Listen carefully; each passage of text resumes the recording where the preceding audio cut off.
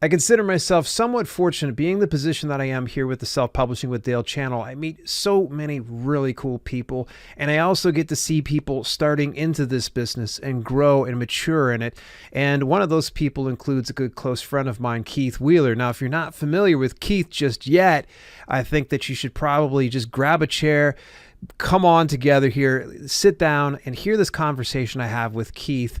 He recently just released the second version of a course that he put together called Puzzle Book Domination. Now, puzzle books ain't quite my thing, but I know that there is definitely a market there and something for you to possibly consider. By the way, if you want to get a look over at his course, go over to dalelinks.com/puzzlebook. Again, that's dalelinks.com/puzzlebook. Let's get straight into the interview.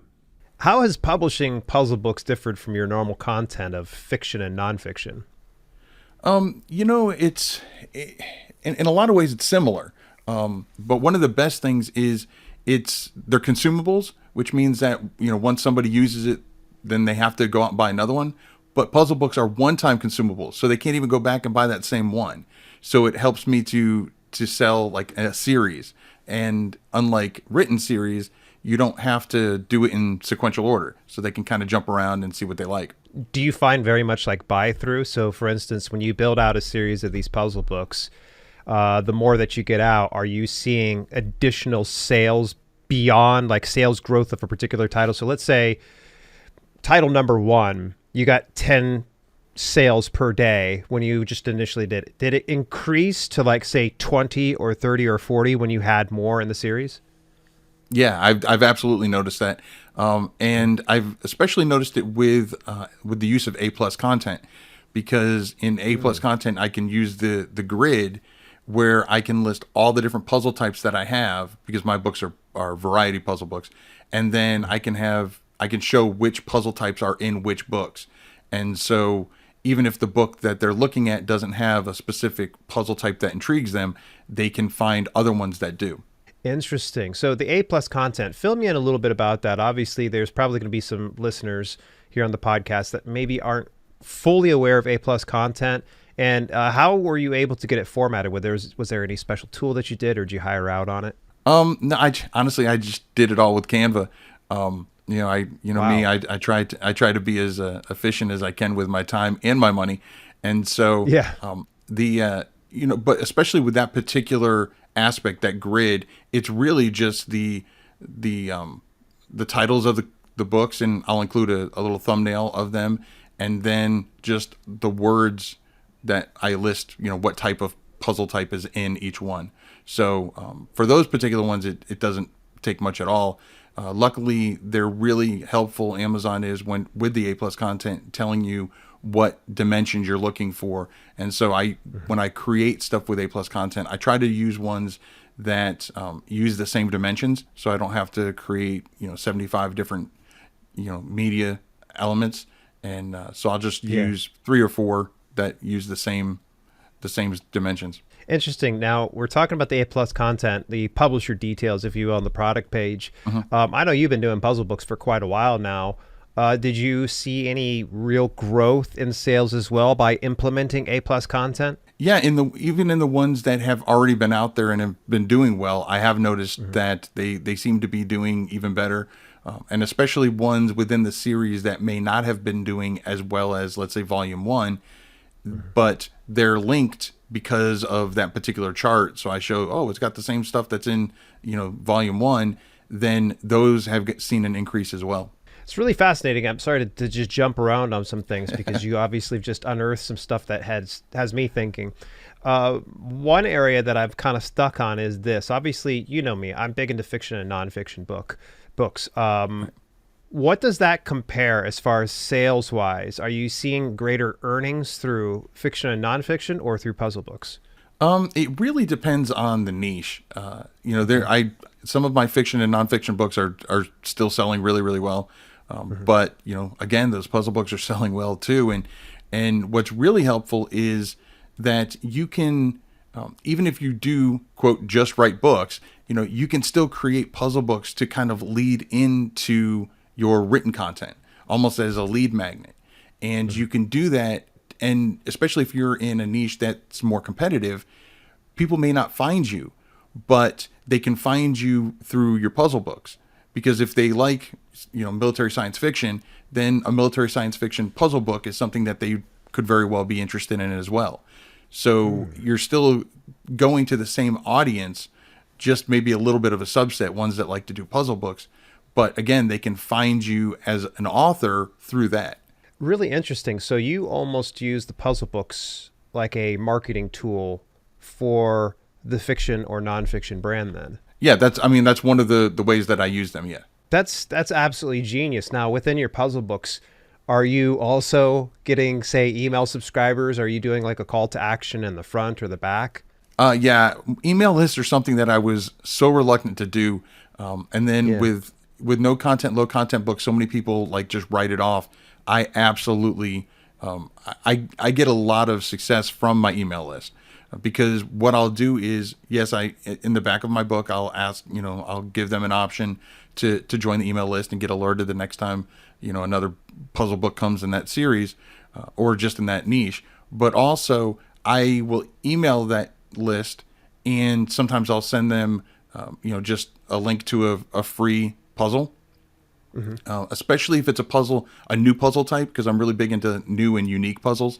Yeah. Before I even create a puzzle book, I will send out kind of like a newsletter and ask people if they want to try it out and get their feedback, just to see, almost as beta testers, before I even spend the time to create a whole book's worth. Huh. Wow. So you've got the proof of concept through that. That is Right.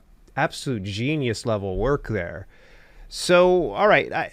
Now it gets me asking here and gets me thinking, like, what type of like skills, software, services do we need to start with doing puzzle books? Well, you need access to an internet in order to upload it. Okay. But other than that, I use PowerPoint mostly, Wow. just because I already had it on my computer. But that said, you can use Google Slides. I've got videos where I show how to do it in just MS Word, and therefore you could probably do it in Google Docs. But it's just a matter of trying to do what you can using what you already have is kind of my goal. And obviously the navigation may change a little bit, and there may be some limitations depending on the software. But PowerPoint is kind of my go-to. Yeah, you've blown me away with the PowerPoint. The fact that you don't just use this for puzzle books. What other types of books are you using PowerPoint for? I use it to create my children's books too, my picture books. It's absolutely insane. And I think also at one point, weren't you using, like, say, Canva to even put together, not Canva, PowerPoint to put together, or was it Canva that you were doing on thumbnails on YouTube? I can't remember. I would use Canva for thumbnails. Yeah. Okay, I wasn't sure if that was PowerPoint. Like, you're like the PowerPoint master. There actually is a YouTuber that does, I think it might be like one master PowerPoint or something like that. And this guy is just a beast. He creates videos out of PowerPoint. Did you know you can make videos? What? Yeah, and it's funny because up until I started like really doing the children's books and the puzzle books more, I never used PowerPoint. Like I never used PowerPoint for my quote regular job or anything like that. Yeah, it was just I got introduced to it through a YouTube channel that used to exist, and that's kind of what got me hooked on it. Well, it's so funny you make mention of that YouTube channel that used to exist, and it's funny. This is our second interview, by the way, folks, because for some reason it decided not to record properly on the very first take. So let's go down that path again. What was that YouTube channel? Because I know that's like a common bond between you and I. Yeah, Bruce Jones. I think on Facebook he's J Bruce Jones or something like that. But yeah, he's really sweet guy. When I first started in the self-publishing, he was pretty much one of the first channels that I latched onto, and when I saw the stuff he was doing in PowerPoint, just blew my mind, and he really helped make things kind of narrow it down and make things simpler than what I was making them to be in my head, and so I think that's what really got me in and took a lot of that fear away. Is he still doing anything these days? Because I know he moved over to Vimeo after YouTube had booted him off the platform. And by the way, unjustifiably so. Yes. Like they literally, it was such a crazy story. Like actually share a little bit of that too, actually what happened. From what I understand from Bruce, it really ended up being based on a comment that a viewer had put, and because he didn't report it and he didn't delete it, they thought that that was like the equating, condoning it, and yeah, they just booted him off. And there was no, I mean, we're talking years ago, when they weren't as sophisticated as they are now. So there was no going back and saying, oh, hey, explain, and nope. So, nope, but no, he's it was so sad. He was a great channel. Yeah. I don't know about his videos, but I know, he's still active on his Facebook group and stuff like that. Yeah, he's around. I know he does pop inside our shared self-publishing books group over on Facebook. And he'll sometimes chime in. I'm always just like, what a legend. I'm like that guy doesn't realize how awesome he is. But all right, so where did you learn publishing puzzle books? Because I know you and I worked together. Gosh, it's been over 4 years ago. Can you believe that? Yeah, it's crazy. But I didn't teach you the puzzle books. You got this on your own. Yeah, I did. As with many things in life, it came out of necessity. My youngest daughter played travel softball, and so we were traveling all over the place, and I've got a son that's younger than her, and I wanted them to stop fighting in the back seat of the car, at 8 o'clock in the morning. I'm not in the, it's not time for that right now. And so I was like, all right, I'm just going to create some like softball themed puzzle books just to kind of keep them occupied. And it was one of those things that I just intended just for us. I'd already published, children's books and everything else up on KDP. So yeah, it was out there, but I didn't run ads to it or anything like that. And it just really picked up. And so I was like, okay, I'm onto something here. You've been publishing for quite a while. Puzzle books ain't the only thing, obviously. Puzzle book domination. I shared a little bit about that in the intro. And of course, I'll share something in the outro of this. But I think that it would be remiss of me not to just bring up the fact that you've been doing this all for a while in all different walks of fiction, nonfiction, no content, low content. What's one tough lesson you got from publishing books in general? Well, one of the toughest lessons I learned, and of course now I agree with it 100%, is you can't expect to just publish and pray. You need to, one, put out amazing, great content, both interior and the cover. But yeah, the years of publishing and praying, just that's not the world we live in anymore when it comes to the Amazon platform or other platforms for that matter. You need to market your book. You need to promote it. You get a lot of times where some authors say, okay, I know I've got to do marketing, but always comes in.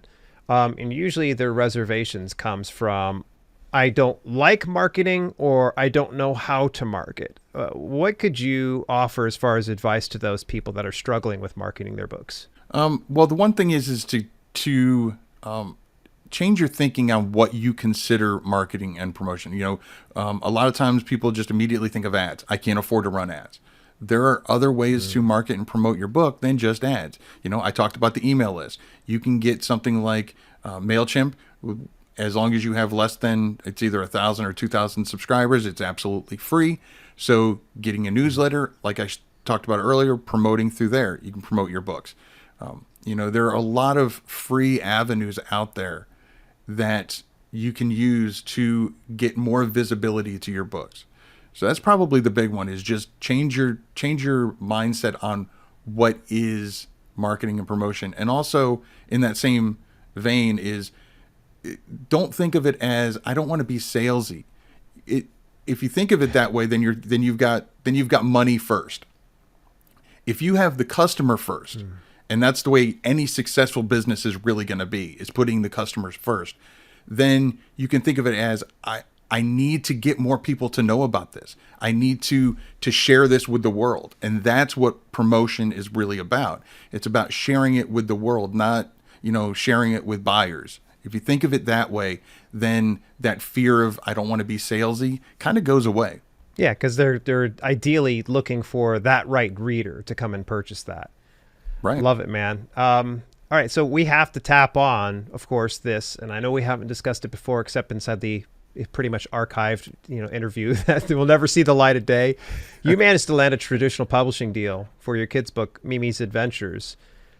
Here's a question I have for you on this. Since your experience in landing a TradPub deal, could we be able to do the same thing with puzzle books?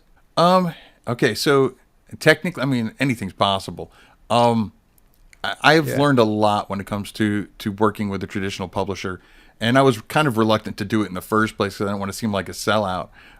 But I like to be able to give firsthand knowledge.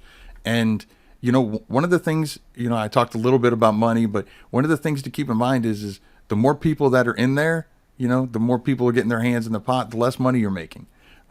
So puzzle books, I mean, technically, yeah, I'm sure you can find a traditional publisher out there to do it. But have you seen how much they charge for those traditionally published ones? They're charging like $5 for 10 books. I mean, and then you think out of that little bit, then you're supposed to get some royalty out of that. So yeah, that's one area of traditional publishing that I'm not planning on joining anytime soon. What if they had a sweet deal, Keith? They came up, they offered you a good figure. We'll just say whatever that nice figure is. Would you still do it, or is it based on principle alone? Well, I mean, not that I want to go against principle, but I mean, it really comes down to, if the offer is good enough, it's something, as long as I don't feel like as long as I don't feel like I'm going against my beliefs, then I'm willing to consider it. Yeah. But I mean, they've got so many, I couldn't imagine that actually happening just because there's so many other ways that they have, so many creators that they have access to. Okay. Sorry, I put you on the hot seat. I'm just sitting here curious as I'm going through my list of questions and such. Got you stumped there. Yeah. It's always nice whenever I get a good question, someone will go, "That's a great question."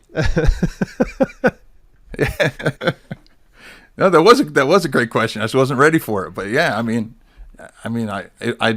would be remiss if I didn't say, hey, if they offered me, X amount of dollars, then I would be like, forget the family, just, on my principles alone. No, I mean, as long as they're, not going to take the puzzle creations that I do and turn them into something that I don't believe is something of quality, then I'm down for it. Well, hey, as we kind of start to wrap up today's podcast, I would like to see if you can offer just a little bit of advice for any aspiring authors and self-publishers. I would say one of the biggest things is don't compare yourself to anybody else. More importantly, don't compare where you're starting with where somebody already is. Use those people as maybe goals, aspirations of, maybe some direction. But that's one of the things that was really difficult for me, both in publishing as well as, doing the YouTube channel. All that is trying to compare myself to other people. And it's really difficult to not get disheartened when things don't go exactly the way you plan it, when you do it that way.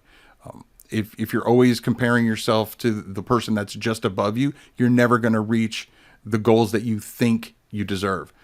So it's a matter of just taking it every day at a time.